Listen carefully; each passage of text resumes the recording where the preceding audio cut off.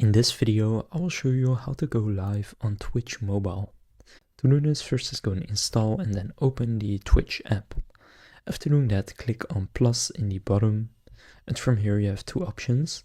You can either stream a game or you can do an IRL stream where you are basically just streaming with your phone. Now, whichever one you want to do, just click on that one. I'll do stream games, for example, and then here choose which game you will be playing. Then click next. And now here you have some streaming tips. Then again, click next. Now give your stream a title and set a microphone volume.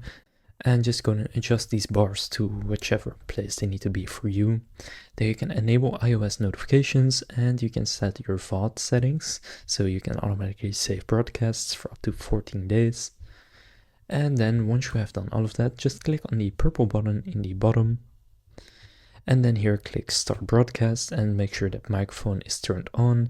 And once you then click start broadcast, you will start streaming. And then you can just go and go to the game on your phone, and then people on Twitch will be able to see that. So now you know how to go live on Twitch Mobile. If this video was helpful, please consider leaving a like and subscribing to my channel. And with that being said, I will see you in the next video.